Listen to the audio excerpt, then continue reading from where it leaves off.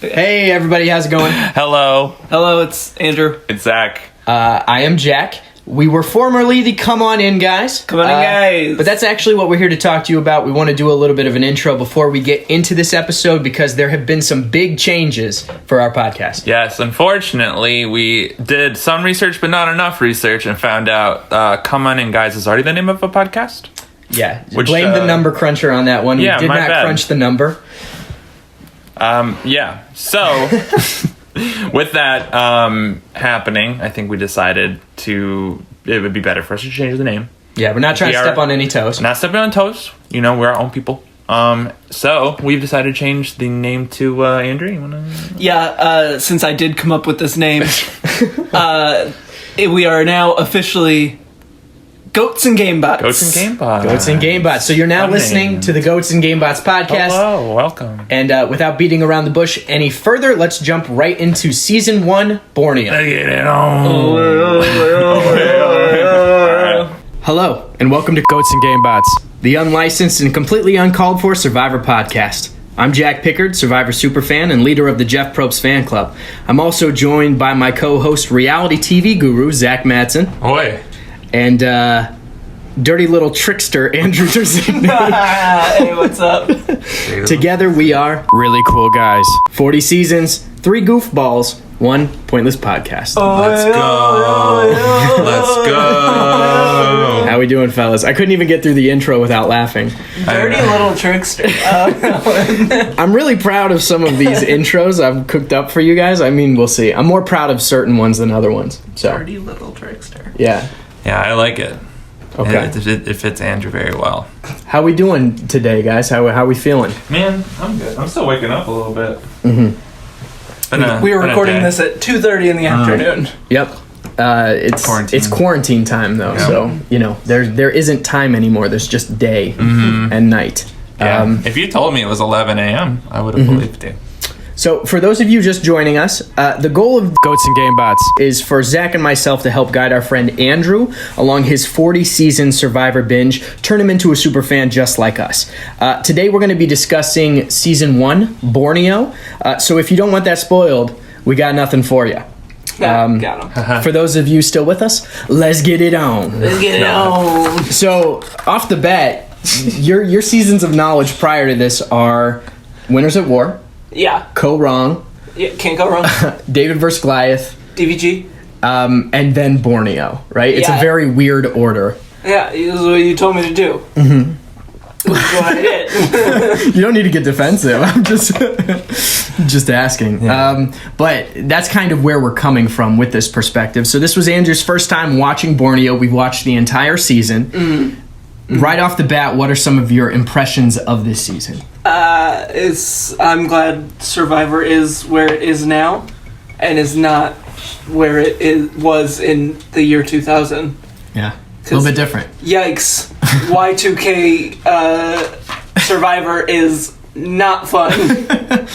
Yeah, it was fun when we got to the merge, but everything pre-merge and most of it post-merge was just so boring. People were like, alliances? You guys, whoa, that's crazy. Don't do that.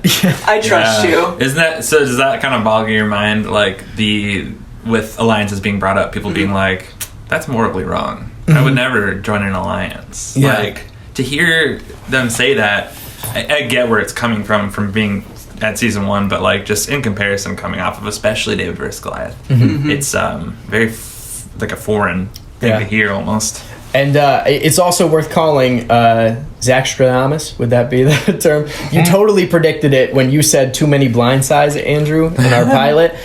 We were like, ain't shit gonna happen. So Zach totally called that one. I was pulling for blindsides in this one. Yikes. Yeah. Did you actually think Season 1 would be similar to what you had been watching? I was hoping it would be like people would go in being like, we got to form alliances. Like, we have to we're stick playing together. a game. We're playing a game. Okay. I'm going to just go and have fun. I'm going to vote people out alphabetically because I don't want to offend anyone. The Sean strategy. Yeah. I mean, to be fair, before it's time, truly. Yeah. But there is that is worth bringing up. There's almost this stigma for playing the game of people who are like, oh, did Rich like play by the rules? Was he playing fair? And like all he really did was like basic strategy stuff. Also, at the reunion they did the Survivor poll. Yeah. And they were like, this is what America thinks. And they were like, would you have played like Rich? And it was like 51% said no. And it was like, how does normal Survivor exist now then if so many people were like, that's not how I'm going to play? Clearly you were all liars. Right. Because that's how it's played. And that's something to think about too. I mean, when you especially in this year 2000, like reality game shows weren't like a huge thing. Like reality competition game shows, sort of like I'm specifically talking about like Big Brother Survivor, where it's like centered around a social experiment. So I feel like where Survivor's at now is so advanced because there's all this history of that game, but as well as all these other shows around it, Amazing Race, like all that stuff. So this is the first season of a show like this. So I don't think anyone really had any sort of idea of what to do, what was right, what was wrong.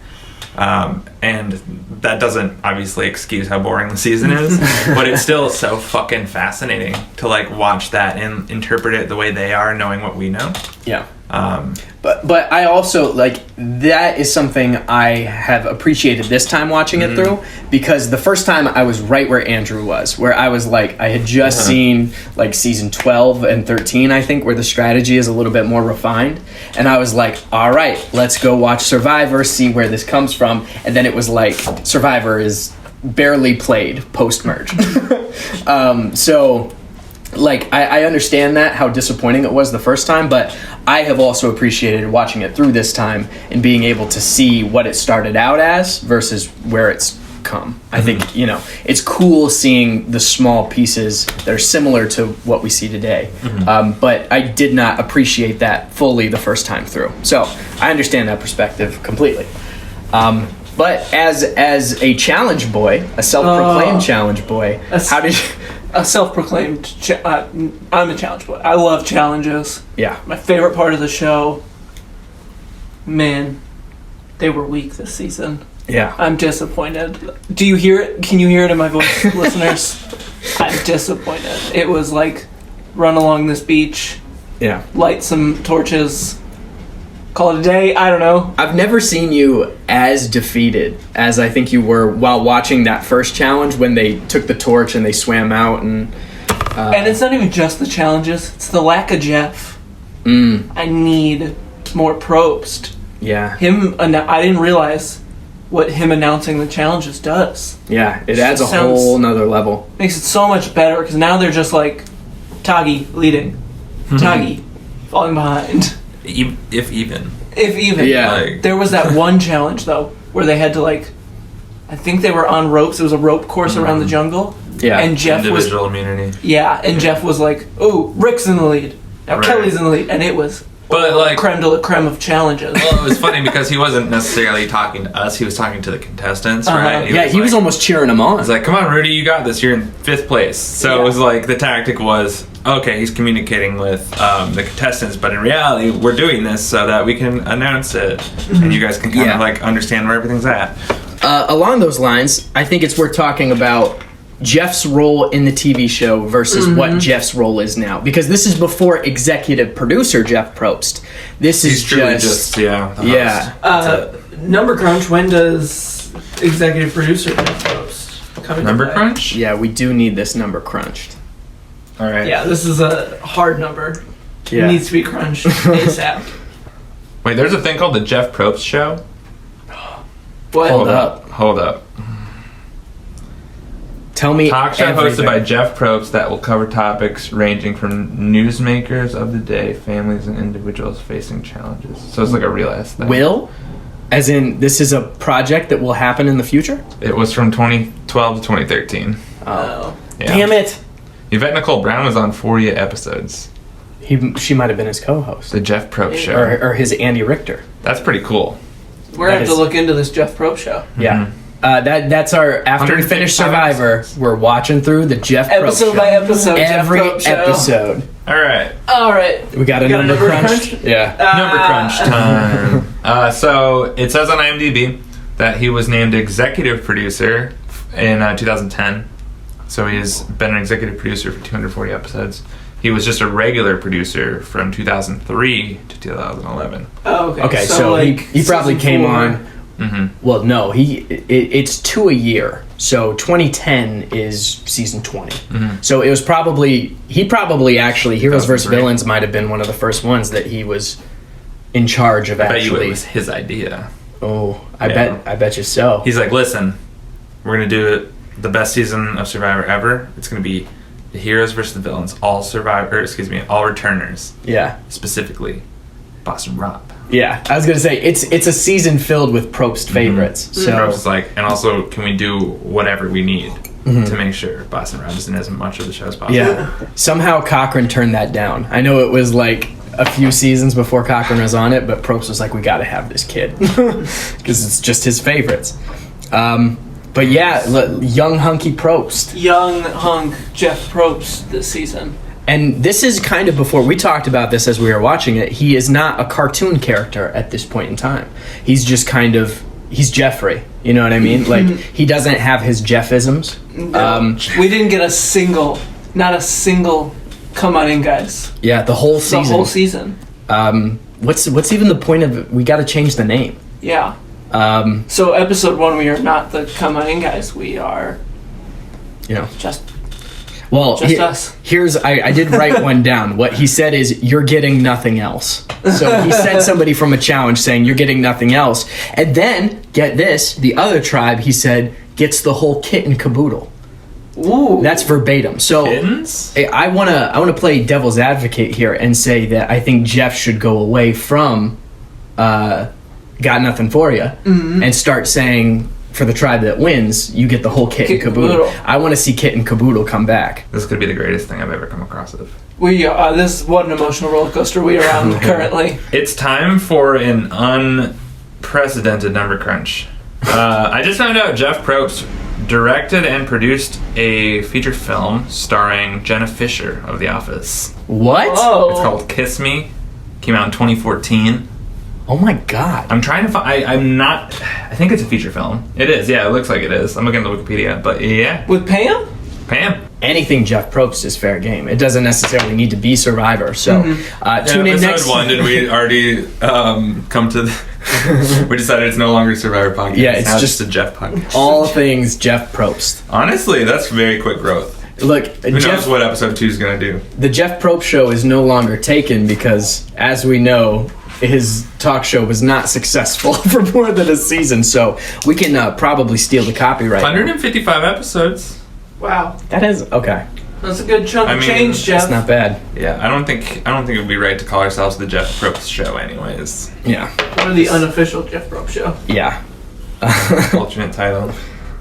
But the other thing that we learned about Jeff is, since it's such a casual role that he has in this season, he just kind of hangs out. Like, he goes on the war challenges with people. Oh, honestly, laid back Jeff. One of my favorite Jeff's for as little as he does this season, I love Jeff this season. Yeah, the bit that he is in is fantastic. Because every time you see him, it's just pure gold. Mm-hmm. Backyard barbecue Jeff. Oh yeah, we got barbecue grill master Jeff. Jeff. We got to see him flipping patties, brother. Flipping patties, cooking dogs, hanging out with the girls. Like they're tossing back some cold couple, ones. bro. Yeah.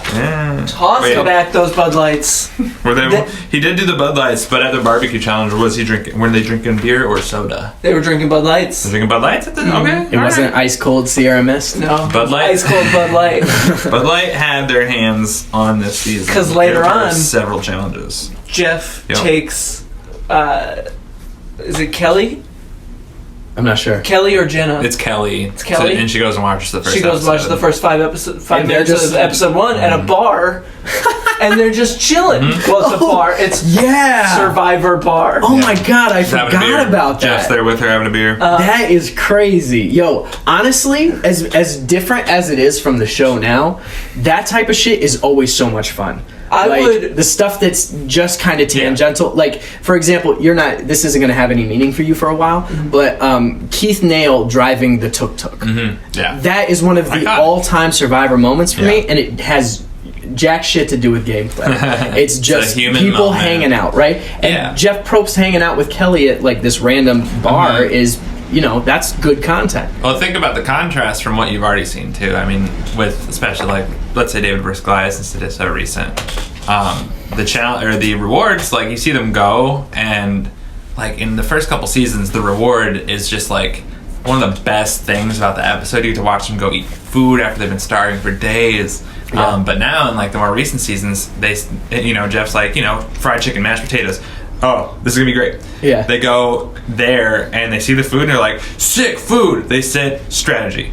There's no more like human like, oh, we're bonding over the fact that we're eating, this is great. It's like gameplay. Yeah. Down your throat, which for sometimes I'm all about, and sometimes I miss the human element of it. And I think it depends on the season. It depends on the cast. You know what I mean? Like some casts you just care more about, or certain people within the cast. So when you get human moments from them, you love to see it. You love to see it. Yeah, but like other times, like just off the top of my dome, like Heroes vs. Healers vs. Hustler is a season that is is not a real season. That's one of the fake ones. But it's so gameplay heavy that like I don't care about anybody on the season. So I definitely hear you. There is that element that isn't necessarily as present anymore, and sometimes it's for the worse. But I mean, well, I actually have something good to bounce off. Yeah, go ahead. So do you remember what that last sentence was that you just said? No, it's already gone. I lost it too. It's okay. This is embarrassing. You were basically saying something about that, an element that's been lost, right? With time. Which is something we miss, but I want to bring up an element that we've lost with time that I do not miss. Let's hear it. And so you weren't here when we watched the finale, but before the final immunity challenge, Rich, Rudy, and Kelly go through this like rite of passage, like ritual thing. Do you remember this? Yeah. So they had to like walk across coals, and they had to they covered themselves in mud. Did they talk about the people, the cast members, as they were passing their torches? And they did that. My favorite. And I rewatching that, and I get it. I get like a lot of this first season, and even in season 2 and season 3, they're still selling the show. Like I was talking earlier about how Jeff Probst plays this like character of the safari guy. Yeah, he's not really himself until a little bit later. Like, I get the trying to sell it, being like, oh, they're on an island, they're in another culture, like, cool. But, like, that, it was just, like, so much, you know? And it takes out a good, like, 20 minutes of the show. Yeah. And obviously they got rid of it since, and for good reason, because it's just, like, a waste of time. Yeah. I don't want to reflect on the experience anymore. I want the gameplay. Yeah. So I'm, like, I've been tailored to think that way now about these seasons. Yeah, no, I remembered, it is, like, the segment where it's like, oh, you have to use the bathroom, like go now, because again, you can skip it.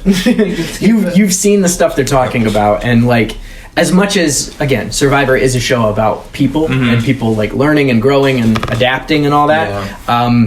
Like just somebody being like, honestly, I didn't get anything from the Survivor experience. Like I don't need to hear that, right. or like this is what I learned. Like cool, but like I don't know. Yeah. Again, I don't miss it either. So.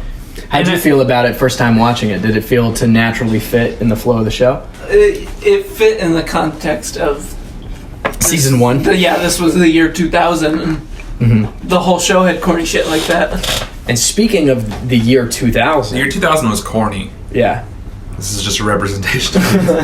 the style out there. I mean, we could talk about Sean's nipple ring. Ooh, looking like Joe Exotic's eyebrow. That thing is sinking. Is it his eyebrow or is it like his temple? It's like not even. I'll be honest with you, I wouldn't have given a shit if it was both nipples. But the fact that it's just one is so annoying. Which to one me. was it? I think it was left. Can we get a number crunch? which nipple is number Sean? crunch? I'm pretty positive it was his left nipple. Do you guys want to put money on it? Yeah, I would. Okay, I'll put money on a right nipple. Right nipple? Yeah, let's go. All right, I'll put. How much I we bet put? you $5? 2 fire tokens. Oh, okay. 2 fire tokens. Yes, let's bet imaginary survivor currency on this, and we'll keep a running tally of what we each have. Okay. Do we start out with any? We start out with 1, so we can only bet 1. All right, so I bet you 1 fire token. Okay. My 1 fire token. It is on his left nipple. And I will bet you my 1 fire token. It is on his right. All right. For 1 fire token, the nipple ring is on Sean's left. Ah! Yeah. Fuck. Oh, It's just like a wedding ring, you know? Yeah. You want to keep it close to your heart. Is that anything about the symbolism of it being on the right? Are you asking, do I know if there is actual metaphorical This meaning? goes before. This goes beyond numbers. It's like being married, but Okay. to the game. Oh, and as we know, married. Sean, one of the best game players this Yep. game has ever seen, married to the game for sure. True. Before we move on, I do have a quick qualm Yeah. with this fire token betting system. Uh-oh. You are now down your one and only fire token, meaning I have 2, you have 1, Zach. There are only 3 in existence. How do we get more? What if we do quizzes and fun activities to potentially earn some fire tokens? Okay. Turn this into a game. Yeah. This episode, again, just like Survivor, early days, bro. We're dipping figuring our it toes, out. bro. It's a different show, but Dipping. as we continue on, I'm sure the economy will. I'm sure there'll be some stimulus packages that will get sent out. We're gonna get our Trump bucks or our Jeff bucks. Jeff bucks for sure. Would love a Which Jeff is- buck. I mean, that's another good question. Is like, why are they not Jeff bucks? Why are they fire tokens? Because Jeff isn't Something that I haven't vain. thought about. Okay, let's Jeff is. Jeff is a giver. He would never name something like that after himself, except maybe his TV show. Yeah. That's just a typical television show But thing. yeah, I mean, Jeff probably didn't you even want wouldn't to. call Ellen vain. Yeah. Yeah, she also already had the Ellen DeGeneres show. Yeah, that's true. Ellen She does has have 2 2 shows named after her. Is Ellen vain? Yes. I think Ellen's vain. I mean, she Yes. took that selfie with everybody at the Oscars. Yeah, And, but that people was... who take selfies are inherently vain, right? Yeah. I don't know. I'm Team Ellen. If you like how you look, you're vain. And if you can stand to look at yourself, If you you like have how you look. a shred of self-confidence. That's why you'll find no selfies on my telephone. Real quick, going back to Sean, the strategic mastermind of the season, Sean. I would like to revisit the alphabetic vote. I would like to see and explore the pros and cons and see There's how. no pros. Well, What? I don't know. I would argue there is. Yeah, Oh. because I think it is truly an unbiased system. You know, if you have a very salty jury, they cannot fault you for voting based off alphabet. And based on the gameplay everybody else in this season is playing, they were very anti-alliance. So if he had just coasted his way to the end and been like, I didn't make any enemies of any of you jury members. We are all just friends. Everyone likes me. The problem is getting to the end with an alphabetic vote It would strategy. never work today. But Right, when you well, do, Yeah. So, here's why I have a problem with it. If the goal of the game is to get as far as you can, and then when you get voted out, you get voted out, it is what it is, then obviously this is a perfect strategy. Vote by alphabet, like no one's threatened by you because you're just voting for fun. You're not really targeting anybody.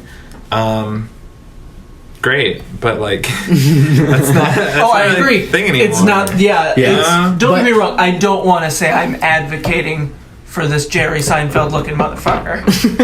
I will. I just think Yeah. it could have worked. It had No. legs. No, he's not going to win without a strategy. Yeah. Okay. And listen, this is just a friendly debate. I mean no harm, but no. But no, you're wrong. And- You're absolutely incorrect, and how dare you for thinking otherwise? here's what I would say, right? I think that part of the merit is that people know where your vote is going to go. And it doesn't mean that your vote even has to go that way. I think Right. maybe you get 2 votes in alphabetically in the pre-merge when it does not matter, right? People can reliably say this is where his 3rd vote is going, And then you can switch it up a little bit. Pull the rug out from under him? Exactly. I think maybe the merit is even in the fact that you are supposedly a predictable player, and then you prove yourself to be a chaotic force. That's my argument for the modern day alphabet method. Obviously it wouldn't work. If you were to play that strategy now, you could probably make it kind of deep. Honestly, someone's going to take you along. Be like, of course, this person could never beat me. I'll take them to the end. And I mean, again, we saw in the season how it was utilized against him, where 2 votes in a row they knew where Sean was going to vote, and they voted with him as an extra vote. He wasn't in an alliance with them, but they hijacked his vote. Which you love to see. So blind to it. And I love so much of this season is like Sean's like, if it doesn't work, I'll stop doing it, and then it doesn't work, and then he continues for Let me give it one more try. And then votes out like the girl he's flirting with, and then he's like, oh, maybe it doesn't work now. Same thing for like, maybe Tagi has an alliance. I don't think so. And then like 3 Pagong members later, I think Tagi actually does have an alliance. They might have one. But it's like, even for the Greg vote, I mean, like, Greg went out 6-4, and he voted for Greg. So, I mean, had he not, it would have been a tie. But, like, when he put the vote, he's like, I'm not sure this has much meaning to it, but I'll vote. Yeah. And it did. You sent Greg home. So, clearly your strategy, like, was very terrible. Yeah. Very terrible. It was horrible. It's a great Sean impression. Who's the nipple? Well, Sean just does a great Jerry impression, so... Honestly, I appreciate his contribution to the season because, having Jerry Seinfeld out there. Yeah. We had a lovable goofball, and we had a homophobic racist. Well, see, the lovable goofball also was... not great, don't get me wrong. Said a lot of slurs, so... But, I mean, compared. Yeah. Again, yeah. 2000s doesn't excuse anything, but it does contextualize it importantly. Yeah. Number crunch? Sorry, go ahead. Quick number crunch. Rudy still alive? No, he did. No. Oh, okay. He did, Yeah, that was a notable I just looked that up. November 1st, 2019. Oh, wow. This was recently. Yeah. Because when we were watching, we were like, Rudy's got to be dead. And he wasn't. Yeah. And we were like, but BB's definitely alive. So big difference. BB's alive? BB's dead. BB's dead? Yeah. So when we looked up Rudy back in the day, Rudy was alive. And BB was not. Yeah. When we thought it was the opposite. Yeah. That was a roller and now it's flip-flopped. Rudy is dead and BB surprisingly back. In the spirit of Easter, BB is back. He's out there somewhere building a shelter. What do you think BB stands for? It's back, baby! Alright, sorry about that one. We'll calm down. How do we move on from that? We gotta end it there. I think there are some other fundamental ways that the game has changed that are worth talking about. An immunity talisman. It's not an idol. They refer to it as the council. The individual immunity is a talisman. Yeah. There is a chest full of cash just laying around at all the tribal councils, and Jeff is standing on a particular rock every time they enter, I believe. That's Jeff's rock. They also have to bang the gong every time they walk in. Oh, really? Yeah. And at tribal council, I got a kick out of this. There's the conch of truth, which Jeff just sort of half-asses an intro for. In episode 2. And the explanation is not even, like, you guys are talking over each other. This is to, like, specify who's going to speak. It is to motivate them to tell the truth, which I do not see the logic in at all, but I love. Yeah, well, clearly they didn't love, because it never came back. It lasted half a second. Okay. Devil's advocate, let's bring back the conch of truth. I think there's too much gameplay going on at Tribal Council. Bring back the conch. Yeah, and speaking of the merger, the feast was a 2-person... Oh, yeah. Didn't they share 4 bottles of wine? Yeah, it was Sean and... Jenna? Yeah. They went on that boat. They talked about demands. Yeah. What they were going to bring, and then what they were going to name their tribe. And they ate, slept, in a nice bed. Yeah. And then went back to the starving tribe members. Yeah, what was the demands thing? Did they, what sort of demands? I don't recall this. I don't Okay. remember. Was it just like, we will show up on your beach if you're nice to us? It was, or was it deciding it was whose beach deciding they were whose beach they were going to go to. Do you remember why Tagi got the beach? Yeah, they had way nicer stuff. There was like no debate about it. Okay, so Jenna was like, hey, we should go to our beach. It's nice. And Sean goes, yep. Yeah, you're right. It was like, yeah, you're right.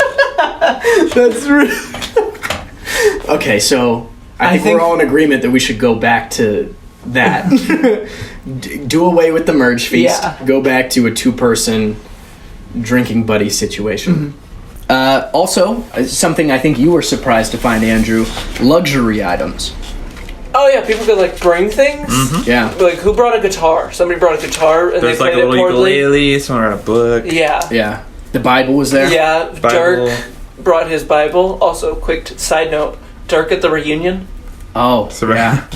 he wore 4 different shirts. Why? Yeah, we'll get to that reunion because we got a lot of juice goose to cover when we get there. So many things A lot to of say juicy about gossip. It did feel very loose, you know. Like Jervis had a baby, and they Jervis had a kid. They gave him a cigar. They were just like, "Congrats." Also, why do you leave your pregnant person? You don't remember Jervis? Well, he found out that she was pregnant when he was on the island.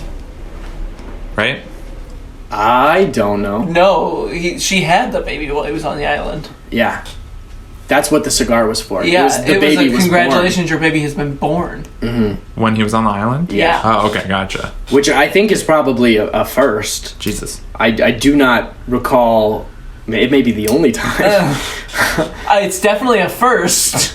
I mean, there are people that miss their kids' birthdays and stuff like that. But like, there's gonna be a birthday every the year. birthday. Yeah, the birthday though is a little bit different. You got to respect the gameplay, though. Yeah. You got to respect the commitment. He was like, Jervis' "No, son. I'm here to win that money for that kid. Yeah. Let's do this."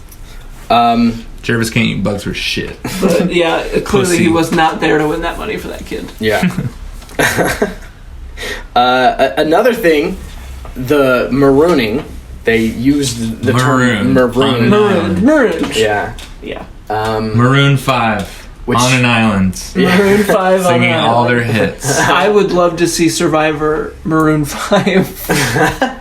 I am in I think- misery. Okay, quick pitch. My tummy Yeah. is empty. And I'm so hungry. Yeah. Yeah, so now I'm going to do the impression. Instead of a merch feast, halftime show. Oh, it's just It's always Maroon 5. They never switch it up. It's Hello, always Fiji. and Sia comes out, does the Winners at War that's song, true. and dips. That's essentially what the Winners at War theme has been. The halftime entertainment. Yeah. So I think we're kind of working towards there anyway. God. If we just put them in a helicopter and have them circle the island playing tunes from the helicopter. Something I want to ask you, Andrew. There is a strategic term that came out of this season. It's called pagonging. Have you heard this before? I have not. What would be your best guess as to what the term pagonging means? Pagong. Yeah. So, pause. Who was on Pagong again? Pagong was originally Greg, Colleen, that's tribe. Greg, Colleen. How have we just now mentioned Colleen? Okay, I'll save it. We'll get to Babe Hunk after this. It's the Yellow Tribe, not Rich's tribe. It's not Rich's tribe. Yeah. Okay, Pagonging, I would have to guess, would mean to just play the game poorly. Very, you just come into this game and play it like a dum-dum. Just chilling. It's like, Yeah. I'm here to make friends and have fun. The original DK Chillin'. Island of the Idols reference, you're welcome. So you think if you're DK chilling, okay, so you think DK chilling is a modern term for pagonging. Okay, that's a good guess. It means to be picked off one by one. Yeah, that by was the other tribe. Yeah. So Tagi pagonged. Pagong, yeah. Yeah. So if you see that sort of dynamic happening again, Pagonging is You can get Pagong. That makes sense, though. You're going to get Pagong. Like, Pagong did not come into this game, right? Like, Rich, he made an alliance of 4 people and won the game. Took it to the end? Yeah. Could you imagine? Yeah, that was a really funny moment for me when there were 10 people and he goes, I have an alliance of 4. I'm probably good. Like that I think is the last time you see that happen. Do you remember that one tribal council where like every single person's name was written down? The merge vote. Yeah. Almost everybody got a vote. Yeah, that has to be the most amount of like different votes at a tribal. Yeah, just crazy. People just going, I don't know who I'm going to bless you. Wow. People thinking, I don't know who I'm going to vote for. I'm just going to go in kind of blind. That was a surprising element of season 1 for you. Everybody was just voting like, I'm going to vote for BB because I don't like him. And I sure hope other people do that. Mm-hmm. What are you doing? Go find other people. Is there no communication between people? Yeah. They're not like, hey, this is what I'm doing. Well, that's the thing. Like, I even pointed that out, right? Like, before Tribal, when they cut back to camp, it's like no one's scrambling. Everyone's just kind of hanging out, like, building the thing. They're like, well, I'm voting for whoever I vote for. No one's, like, trying to work on who's leaving, you know? They're all getting a chance, which is, like, so wild to see, especially. I keep bringing it back to DVG, because we just came off that, but it's like, there couldn't be more 2 polar opposite seasons. Yeah. You know, every tribe and that was a live tribe. People were up, people were moving. Yeah. This one was like, and lots of very skilled gameplay too. And that's, I keep bringing it back around to Sean's alphabetic system, but no scrambling before tribal. I think that's another. You always know who you're gonna vote for. I'm just saying. Sean you don't ever have to scramble. You always know. Everybody else always knows. Yeah. So, do you think anyone would try to persuade you? Probably every single time. Every single time. I mean, that is where people constantly like, Sean, give it up in this season. I don't really. Sure, they never showed any of that. They didn't care. Yeah, I mean, they didn't show it, but I think there was just everybody was laughing at Sean behind his back, but that's the other thing is like in Modern Survivor, it's like go to the source. Like if you are kind of like, well, I don't know why this person's voting this way. Go talk to that person, form a relationship, and then bring them into the fold. You know, that's current strategy. Then strategy is kind of like, well, I'm going to just let Sean keep voting alphabetically, even at the cost of my own, you know, like Jenna went home. Greg went home because of Sean. Fucking Sean. So picture this. Yeah. It's 2001. You were in, where's Sean from? Number Crunch. Number Crunch. Let's guess where we think he's from while we're getting that number crunched. I think he's from New York. Okay. Is that because he's actually from New York, or is it because he looks and sounds just like Jerry Seinfeld? I think he's from New York. I'm almost I'm going to say he's a Midwest boy. Oh, okay. Because that specific breed of dumb I have encountered a lot in my childhood. Being a Midwest boy. All right. Being a Midwest boy myself. I have the answer. All right, let's hear it. I might butcher this.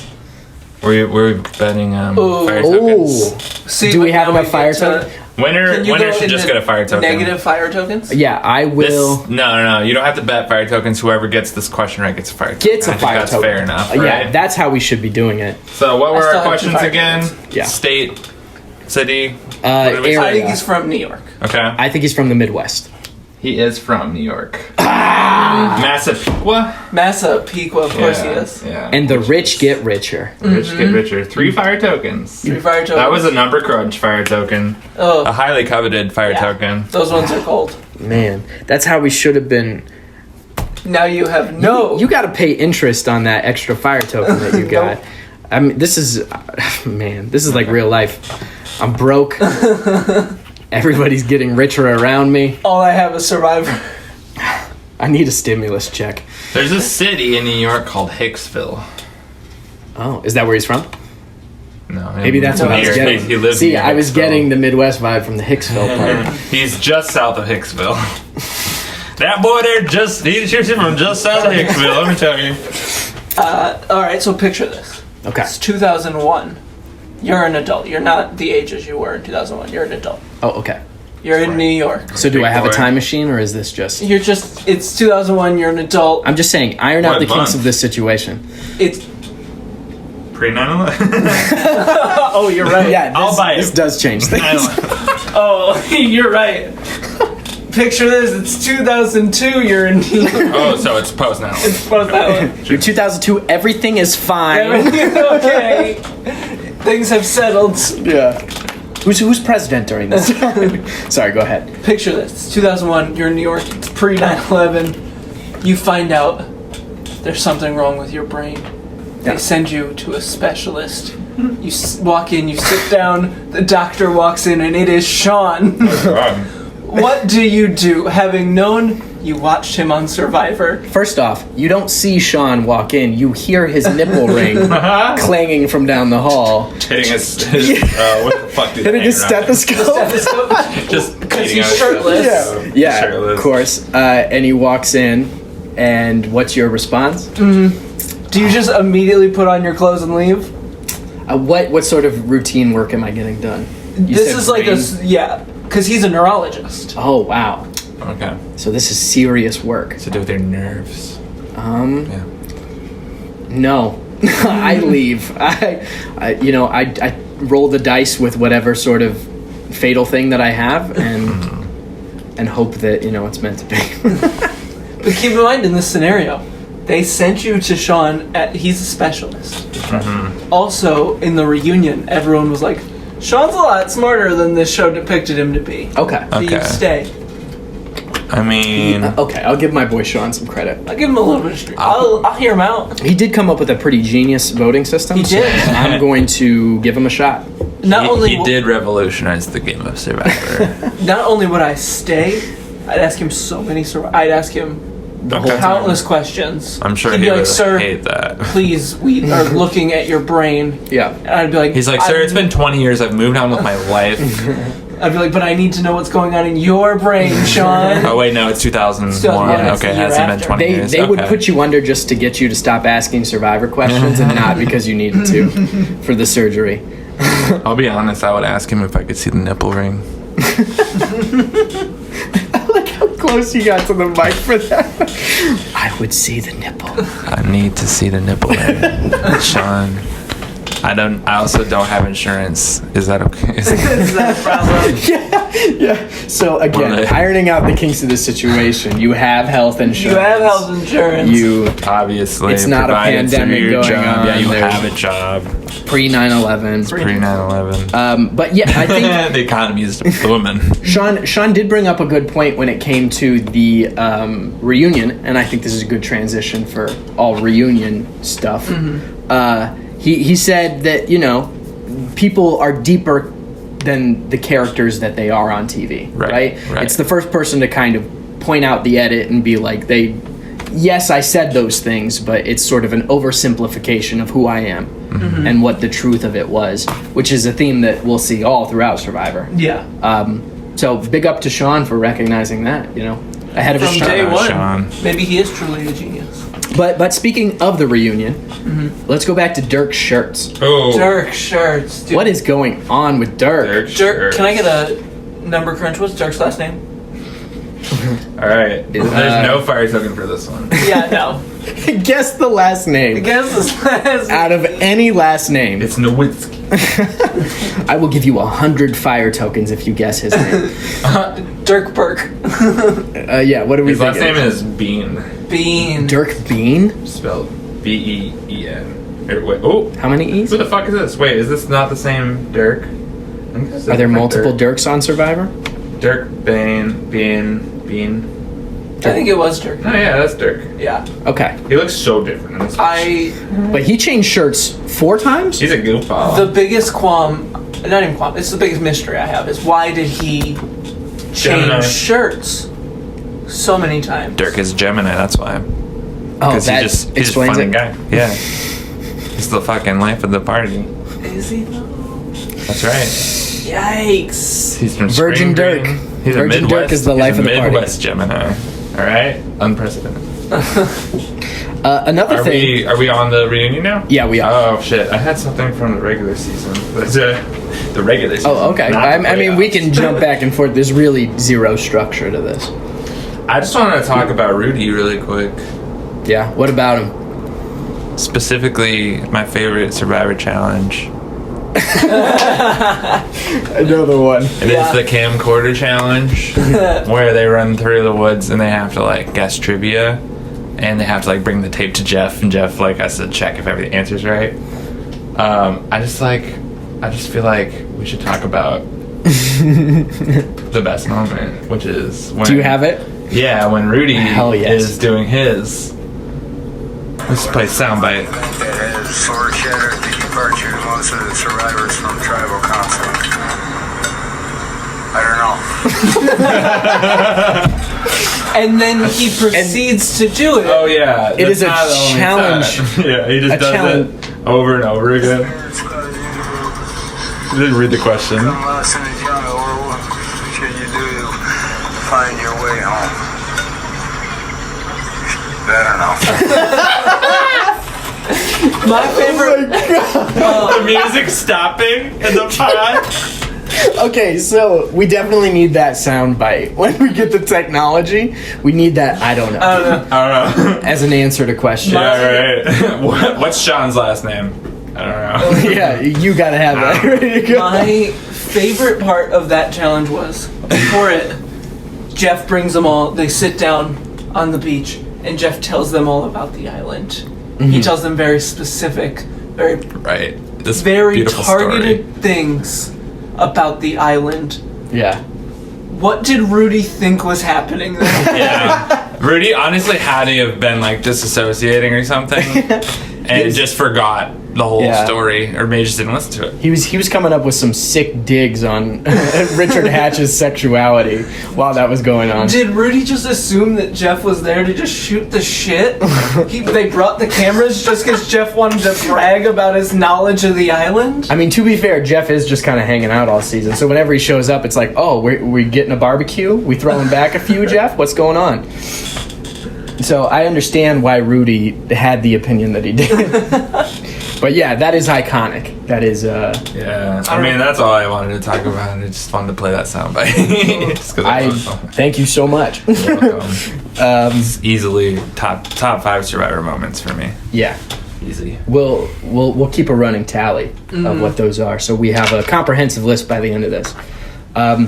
I have written down in my notes here regarding the reunion. Yeah, to do it. Bryant Gumbel can suck my ass. Yeah, I have Bryant Gumbel sucks. Okay. Why did they think that they could do a reunion without Jeff? They clearly didn't know. They didn't know the star power they had on their hands. They didn't know the star power. But see, he was... I don't believe that for a sec. Because then they cut to the Outback and Jeff's like, hey, I'm already here. I've really doubled down. That's why he didn't do season 1, at least. I mean, obviously we know he doesn't do the next other one. Maybe that's why. Maybe they're like, oh, we're shooting. Let's just get Bryant Gumbel. Okay. But it was quick and sad... See, no, so I'm thinking about this. Season 2, he's there for the live show because he reads the votes, and every single time after that. So there's really no excuse for him not doing seasons 2, 3, 4. You kind of ruined the surprise because I think Outback is one of those they try and make look like they're doing it live. I'm very excited for this. There's a trend coming up where they try and make it seem like Jeff is reading the votes at wherever it is like they it's are. Not a live tribal. But like people have gained weight, they have shaved, they are wearing the same dirty ass clothes they were in on the beach, but like they clearly made them dirty again. Yeah. It is so like, fun. Thailand is the most ridiculous one, honestly. Oh, I'm excited. Yeah. Because of who wins, obviously. But it's like as soon as you see them, you can tell right away it's like this is obviously it's the most obvious. Yeah, but I will say from then on we move to a phase which I enjoy even more, which is Jeff Probst riding jet skis to the reunion to read the votes. Well, yeah, I'm very excited to get to that. Yeah, that would be a fun era. I like the evolution of the finale. How Jeff reads the votes. Yeah, it really takes them a long time to get the live finale in a rhythm. They try a lot of stuff the first couple seasons. Yeah. And this live finale, people were talking over each other, It was chaos. wild, and everybody still has beef from the island. Like, people are beefing live on TV. Kelly and Susan would not look at each other. Yeah. Susan would, but that's because Susan's cocky. Yeah. Kelly was like, I don't want anything to do with you, even a little bit. Yeah. I don't know if those feelings are still the same, but... Well, since you brought it up, I think it's also, like, this is all-time iconic Survivor moments. They love to show this clip, so I do want to hear what you thought of Sue's speech with the rat and the snake. Oh, the rat and the snake? Yeah, that is an iconic Survivor moment. We got to get your hot take. To me, it just kind of like... Maybe I wasn't paying close enough attention. I mean, they had beef throughout the season, but I felt like it was an explosive reaction. It was a bit much for what happened. Yeah. Yeah. Especially when, like, there's a strong argument to be had that Kelly is a better winner, or should have been the winner. Yeah, I could. There's a strong... I mean, had she won, I would have understood. Yeah. Like, Richard Hatch won. Don't get me wrong. He played the game from day one. Yeah, but 5 immunities in a row. But 5 immunities in a row is crazy. She was playing, like, she wanted out of that alliance, so she figured out a way to get out of it. Yeah. And then that's great. And let's not forget that, like, all of it truly comes down to Greg's vote of, like... Numbers. What pick a number from 1 to 10. Yeah. Like... That is wild. That's petty. Well, not even petty. It's move, just have some balls. It's a Greg move. Greg's a piece of shit. Greg doesn't have any balls. His sister's got him. There's never.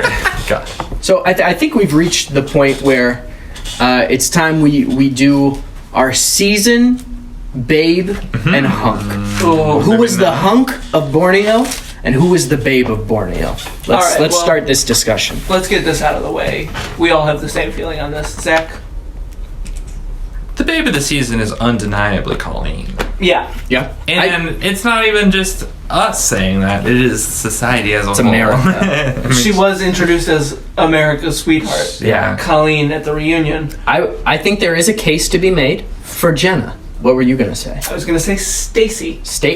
Interesting. Wait, what? Like, okay. I thought we were all in agreement. I'm in agreement. It's Colleen.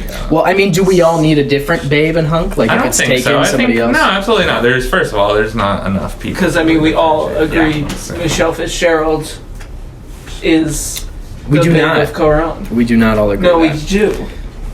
We do. I don't remember sure we who's do. in the season we're talking about right now. Yeah. Can we focus We'll on get the there. I had to bring her up at least once, you know. It wouldn't be an episode of our podcast without a Michelle shout out. Hi, Michelle. But yeah, I think Colleen is probably undeniably the babe, and then from there it's who is a contender. You know, like, we can argue all day about the contenders. Now, for the hunks, it's a little less clear. I got my pick. I think in the count of 3 we should all say our picks. It's going to be hard to... I think we should go one at a time. No, I think I know how podcasts work. I think we talk over each other too much already. No, I know how podcasts work. At the count of 3, we'll all say our pick. Okay. Ready? Do you have yours? Yeah. Okay. All right. 1, 2, 3. BB. Jervis. Richard Hatch. Oh, Yeah. okay. So we've got 3 different arguments here. I want to hear all Obviously, of them. one's a joke, and it's not mine. It's not mine. BB's a hunk. BB is not. You're right. I don't find Jervis attractive. BB sucks. No, Jervis was my second choice, but honestly, in a season with a lot of weird looking dudes, like there's something about Hatch's energy. I love his confidence and like He's just walking around no clothes. Yeah, I like how he carries himself. I don't know. It seems like he's very hunky to me. You know, he may not have the greatest body. He's got a nice face, though. Yeah. And you appreciate him for his mind, because he's truly the innovator of the game. So. Yeah, intelligence is very sexy. Yeah. All right. So Richard Hatch, what's your case for BB? Let's hear it. First of all, he takes every situation and grabs it by the horns. He is just ready. Yeah. He's ready to throw down, too, for what he believes. Remember when he's washing his clothes in the clean water that they were going to drink from? He was like, nah, everybody does it. I don't know what you're talking about. Everybody does it. So same sort of confidence that... Confidence. Also, and I can't stress this enough, those glasses with the hoop wrapped around the back so they don't fall. Yeah. Economical and sexy. Economical and sexy. I also, let's not forget, he was the one wearing the socks and sandals, right? Or no, was it just open-toed sandals? Yep. I mean, there were some interesting fits this season for sure, but BB was rocking most of them. He also had that shirt with all his grandkids on it. Do you remember that? It was literally just, he made this shirt with all his grandkids' photos out. So we love He's a sentimental... family man? Yeah, a sentimental king. Yeah. You got something else, Zach? Yeah, I got a little bit for us.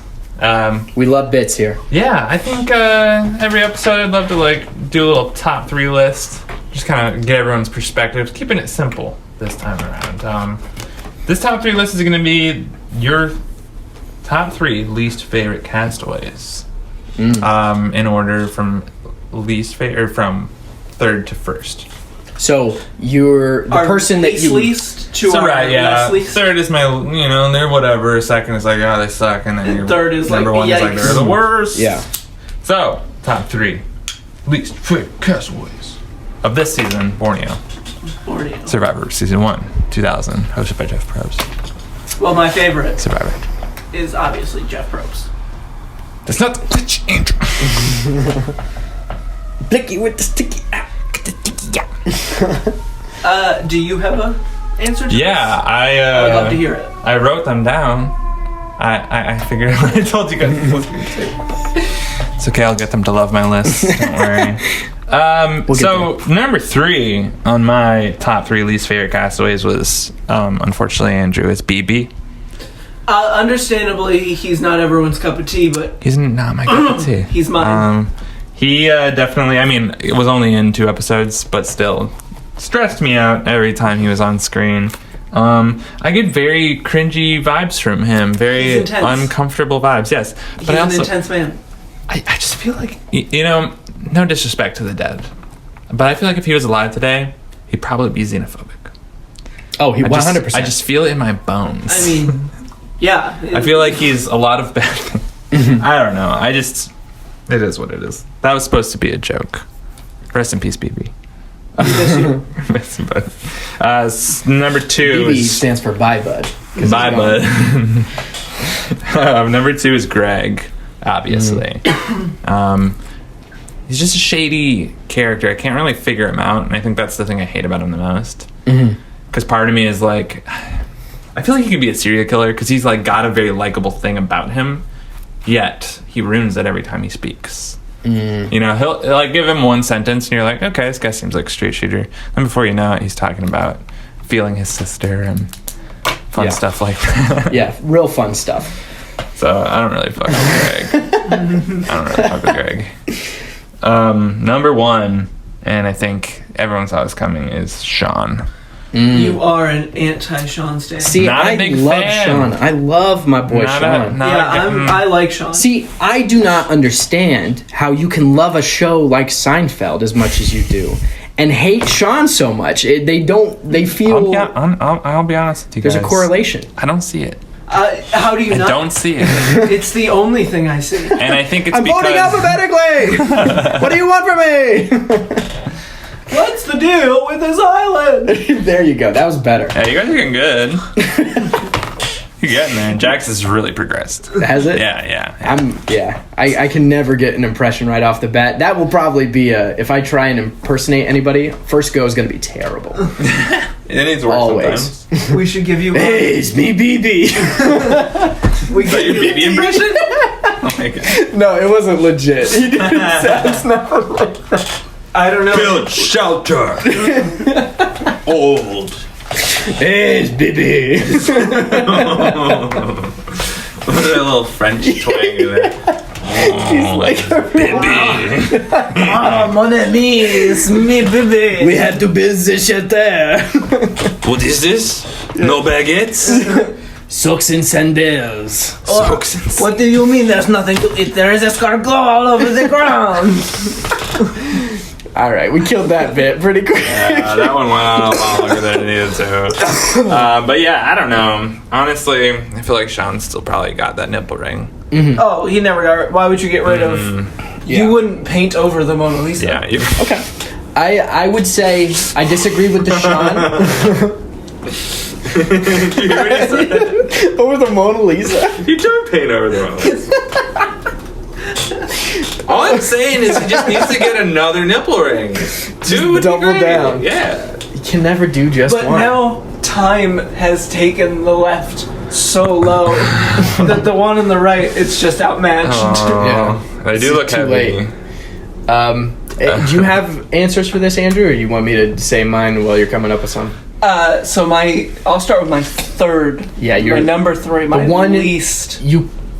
It's Greg. Okay. It's Greg. Mm-hmm.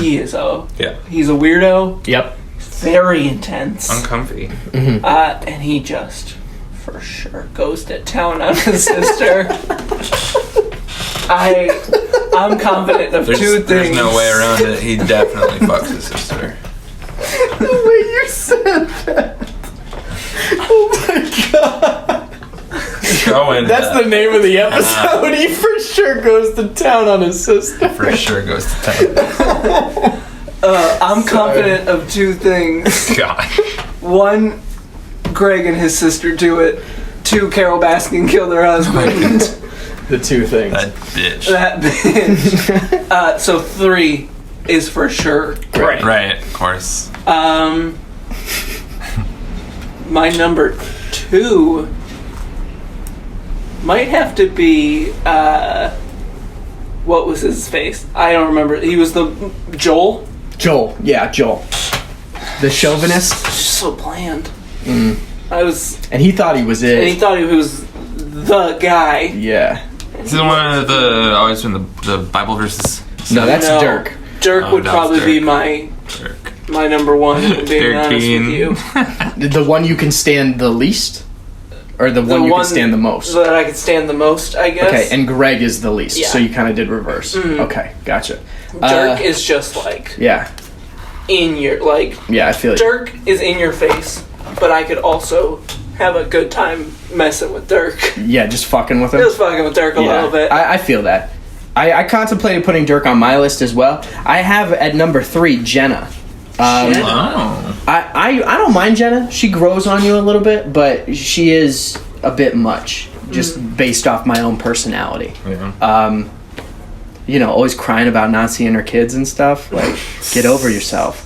That's sarcasm. Also, how rude of her kids not to get in that tape. Yeah. I mean, so rude. So what? Yeah. You're 4 and 5 years old. I don't care. Yeah. Put Learn- together Do you that even tape. love your kids, Jenna? Learn If how they're to- not sending you tapes? Yeah. After Effects, not that hard to use. Come Pop the on. tape in there. Exactly. You could just fucking text it on over to Jeff. Yeah. Jeff would have played it off his They, phone. they had that sponsored worldwide phone. Yeah. Yeah. Singular wireless, baby. Goodness. So yeah, Jenna. Number 2, clean sweep in the least bearable people department, Greg. Greg. For fucking his sister. Specifically. Yeah. For undeniably fucking his sister. Yeah. And also that weird cry when he got voted out. That made me...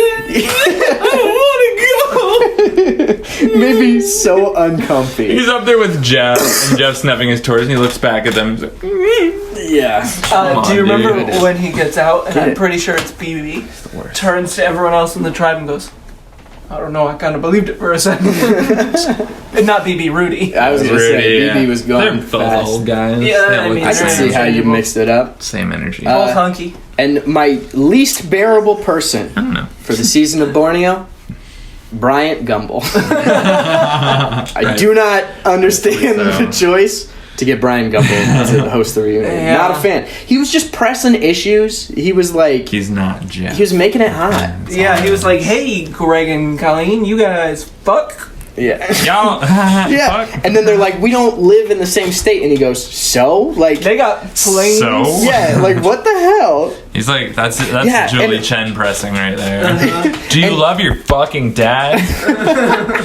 And he Danielle. totally set up the, like, he was like, Rudy, being out there on the beach with Richard Hatch, change your views on, like, gay people? And Rudy's like, no! And Like, why would you everyone set him up for laughs. that? Yeah, right. And he's like, of course he's gonna say that, but everyone claps like as a lovable homophobe. This But guy. I do think we came up with a theory, again, no disrespect to the dead, but one of the things they did touch on in the reunion is that Rudy was stranded on a boat for like 9 months or something. Mm-hmm. Okay, so Theory time. yeah, I'm gonna Theory put my time. tinfoil hat on here. Personally, there's no way that he didn't do some gay shit on that boat. If you're a little gay, just say that. Like, it's cool, Rudy. Cool Yeah, there's no, and honestly, like, yeah, good for him. But like, I think it has manifested itself in some twisted homophobic things over the years, and that's where the comments are coming from. Oh God. Is that the sad music? Maybe. Maybe I didn't realize it was still playing. Maybe I just. Let's use the sad music and let's set the scene for Rudy having to do gay stuff on the boat. Rudy wakes up, middle of the night. It's 4 a.m. Mm-hmm. They've been stranded for about 2 months now. He's been really lonely. He's been thinking about his wife. And gotta be honest with you guys. George over there, he's been looking pretty good. I hate to say it, but George is looking dummy thick. Rudy's looking at him, thinking he's dummy thick. He walks over to his pal and he says, "Hey, how you feeling?" and then they touch each other's dicks. I was gonna let you keep going. and Rudy's regretted it every night ever since. But in that moment, he loved it. That sad music, So oh good. my goodness, really sets the scene. It also kind of like sultry. Like I was kind of feeling Rudy and George. I was getting a little turned on. Thinking about these tight soldiers. So we're choosing Famished. We're choosing to pivot and do fan fiction between Rudy and Totally like George. absent from the game of Survivor. Yeah. Survivor player fan. He's not. It's stuff that happened in their everyday life. BB is just 15 years old when he watched his mom die. Oh my God. Is that a real? Did you actually I don't crunch know. that number? It's sad music. All right, number crunch. When did BB's mom die? Anything else we feel like we got to get off our chests while we're here? Any last talking points? The only thing that I can't think that we really talked about that I have in my notes here is the boner that they have for tree mail. They really, like Jeff described tree mail 2 or 3 times. Yeah. Every time they got tree mail, they showed it. It was really, they went way overboard on the tree mail. Every time they got the tree mail too, it rhymed. Oh yeah. Yeah, it was like a riddle. And it was written on some weird, Yeah. like, it would be like a ladder or a plank, or like it could be so many different things. Answer had to, these like- questions 3, if you please. Yeah. Hi, Jeff Probst. I have one more little gameplay thing I want to pick your brain about. Because we talked about a little bit when we were watching the finale. It's during the final challenge. Richard's gamble.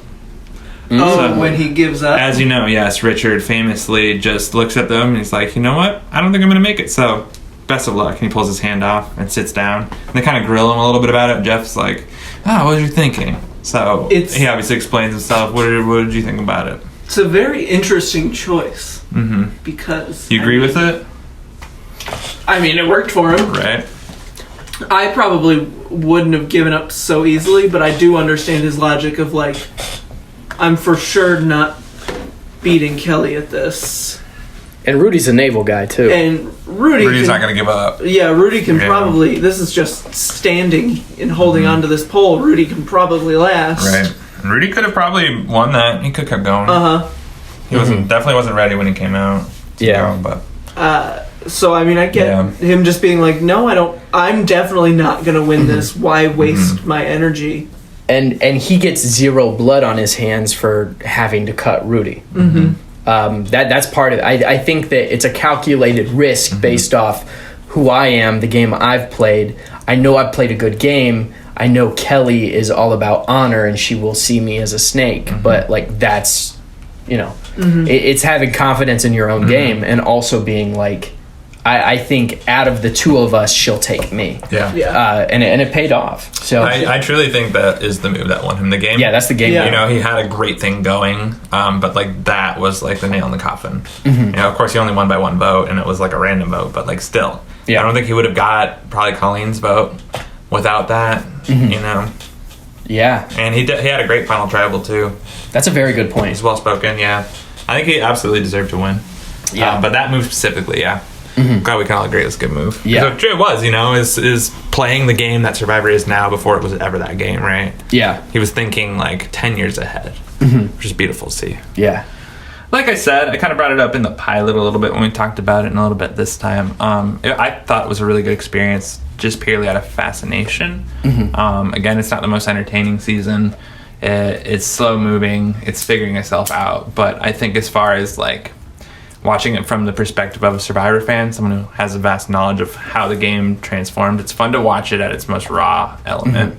Yeah, where it came from. Yeah, and this is the third time I've seen it now, so I feel like I very much grasped a lot of the lessons that you can learn from doing this. And it was a good experience overall. Yeah, I talk about. I would agree that having only seen it one time before this, seeing it for a second time, I really appreciated it more. Knowing all of Survivor and going back in and seeing where some of those, Probstisms come from, or just, the way that it's evolved over the years, it was really cool in a way that the first time I didn't fully appreciate.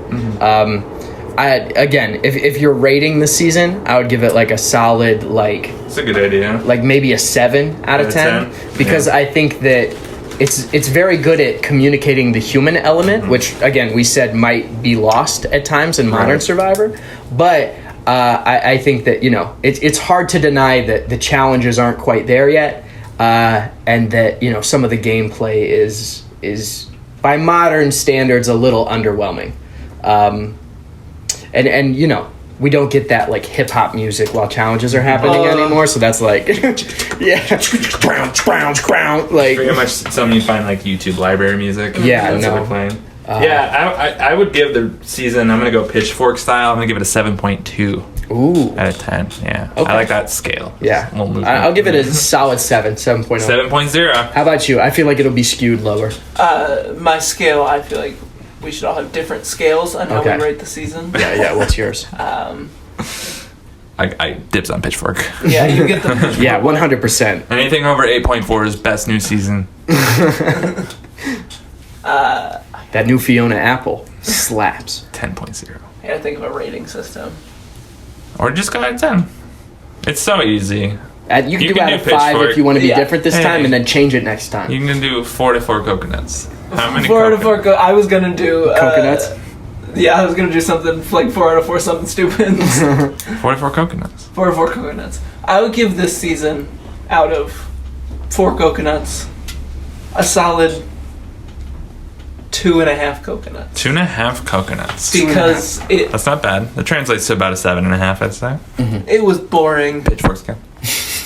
It was boring for the first half. For you, And then it was still pretty boring even after the merge. 2.5 coconuts. Okay. Slightly. But for what it is, it's a solid season. Yeah. Trust me, we're gonna watch some seasons that are a coconut. Yeah. True. I guarantee before the end of this run there will be a 0.5 coconut. I can guarantee it's not even gonna get a full coconut. There will be a 0 coconut. Oh really? Oh, you think there will be? I mean, it's 20 years of content. You're not just handing coconuts out. I'm a stingy coconut monster. He's just like toilet paper. Though. We have disdain for some seasons. Yeah. No, that's fair. Yeah, fair. Okay, so we've got a 7.2 on the pitchfork scale. We got 2.5 coconuts. 2.5 on the coconut scale. And then we got a 7 out of 10 hunky Probsts. Hunky Probsts. I don't know. I'll change my. Oh yeah, that's something we didn't mention. We don't have to go deep in on this, but we got soaking wet Jeff Probst. Oh, so that automatically adds some points. Yeah. So I'll say mine was probably at a 6 before we got the soaking wet Jeff. Yeah. And he wears those sunglasses. Those sunglasses that would make anyone's jeans just fly off. I like that it's jeans specifically. When you're wearing jeans on Survivor. But yeah, it was episode 11.